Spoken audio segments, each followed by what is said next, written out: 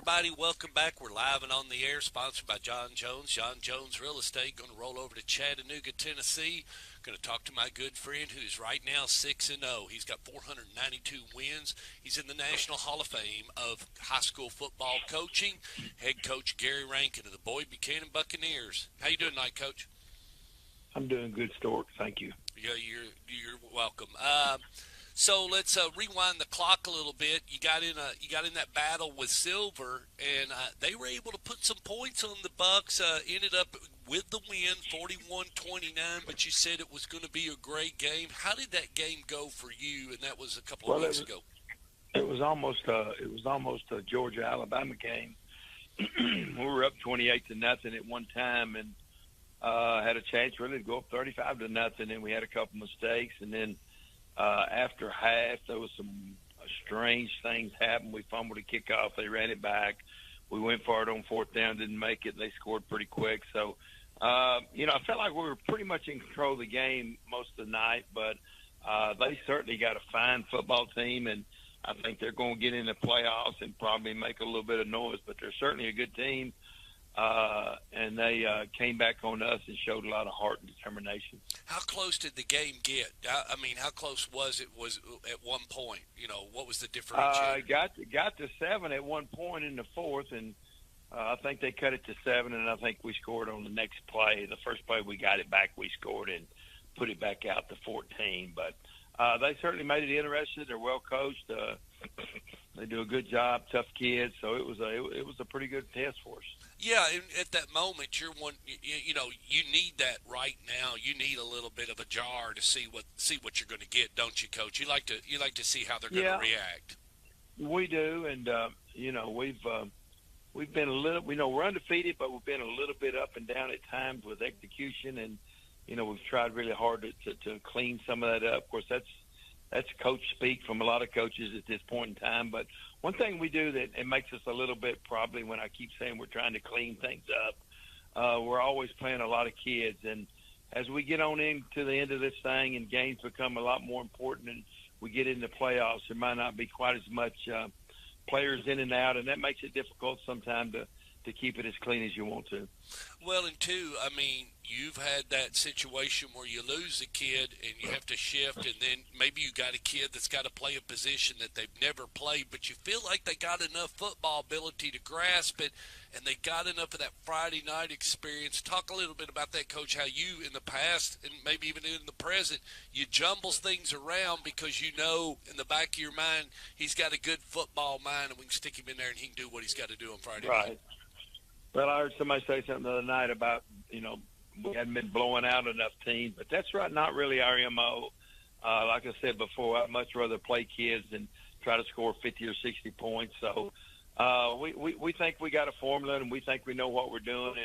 And it's really important to me to play kids and get them ready for, if not this year, getting them ready for next year. So that's really, really important to me. And we've been able to play a lot of kids so far this year and still win all our games, and that's important. In the Silver game, did you feel like your offense and defense, you did come up with the win, but was both of them sharp, or like you said, there was a little bit of cleanup, or, was there some penalties? Yeah, defensively they moved the ball on us. We bent it quite a bit. We didn't break till late. And offensively we had some pretty good plays. We didn't dominate the line of scrimmage like we wanted to on either side of the ball, but that's been a little bit of an issue for us right now. We're getting better up in there, especially defensively, but at times we're playing two freshmen, so that's always an experience, but they're certainly getting better and going to be outstanding players one of these days. And you got to get on that quick. When you see the other team getting pushed against you and you've got defensive linemen, you got to get on that quick, don't you, Coach? Well, we do. I mean, sometimes if they're pushing you a little bit and running it down your throat, it's demoralizing. There's not a lot of things you can do about it. So we think we're getting a little bigger and stronger there. We've made a couple of moves and put an offensive lineman to defense just to get a little bigger. We're not a big football team, especially on defense. We run pretty good. Probably got better than average speed, but we're not a big team by any means. Well, I did have a chance to tune in to because were not able to broadcast last Friday night, but we did.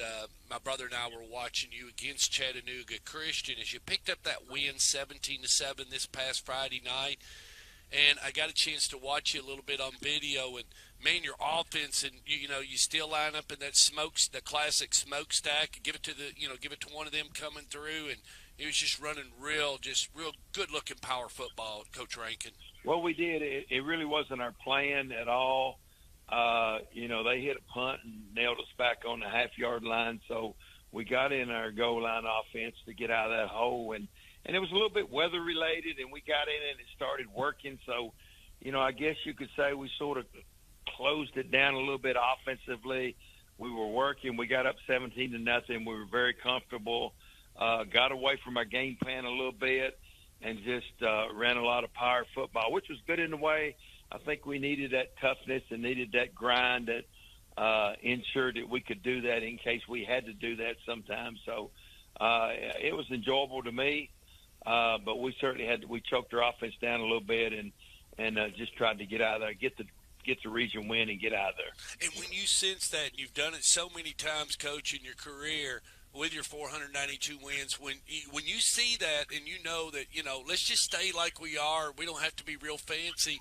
We're running the clock and running the ball, and we've got the lead. So they've got to do two things. They got to get some time. They got to have enough time to get close to us, and then they got to have enough time to get on top of us. And it's demoralizing. And like I say, if you're taking the football and run it down somebody's throat, there's really not much they can do about it.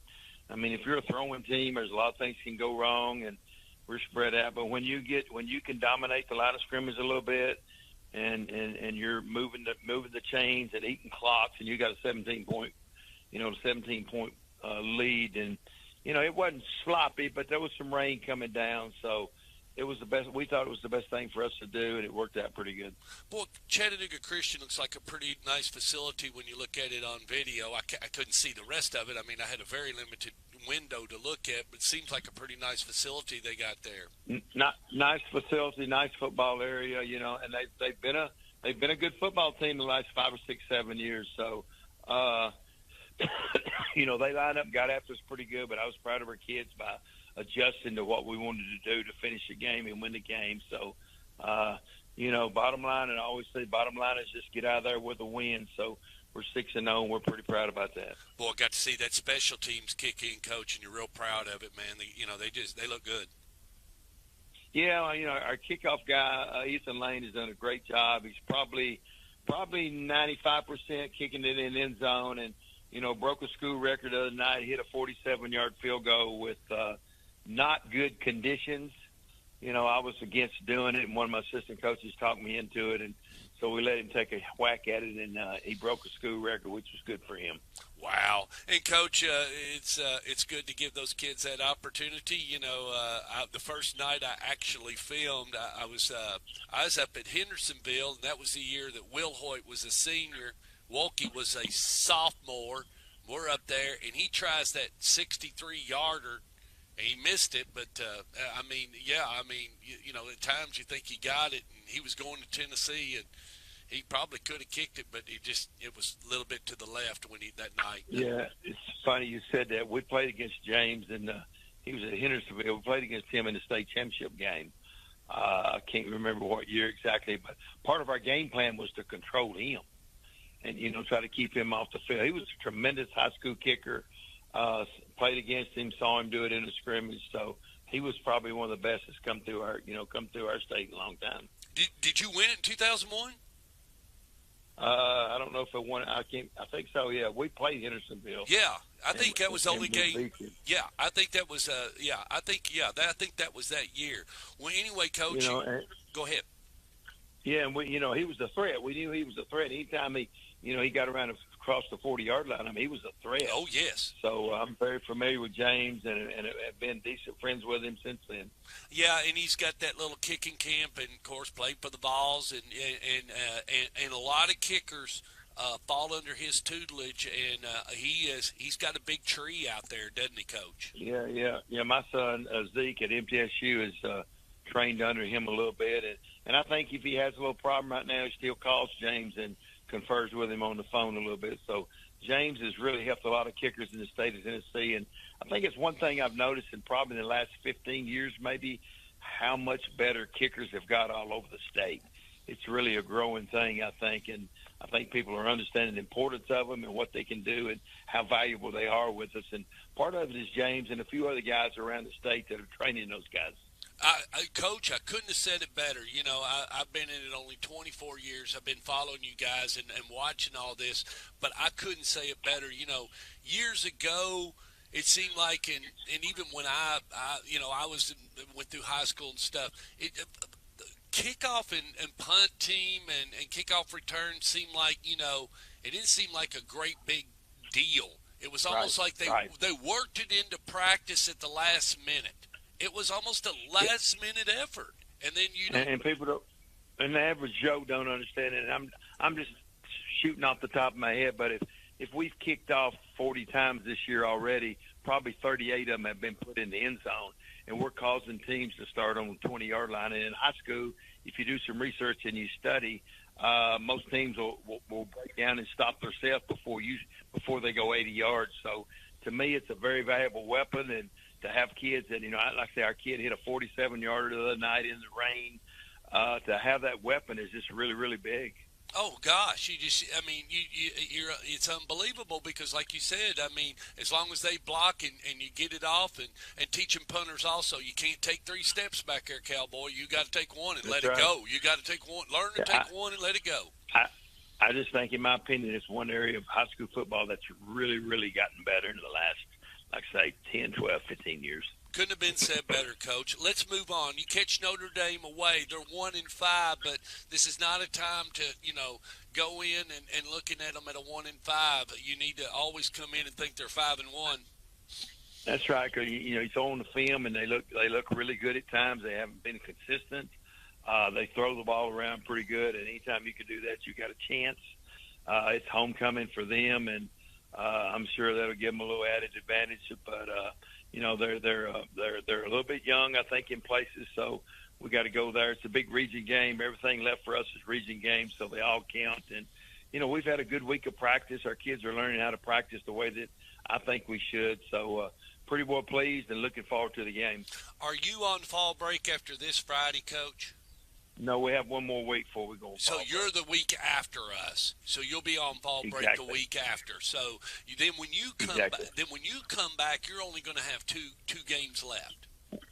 And they're huge games. It's Knox Webb and Grace Christian, who is undefeated this time. So the 2 biggest games of on our schedule is the last 2 games. So when we come back from fall break, we really have 2 games that will certainly decide the playoff implications, and if we're home some or we get on the road, or whoever's going to win our region. So the last 2 weeks are huge in our region. Did you come out healthy against Chattanooga Christian?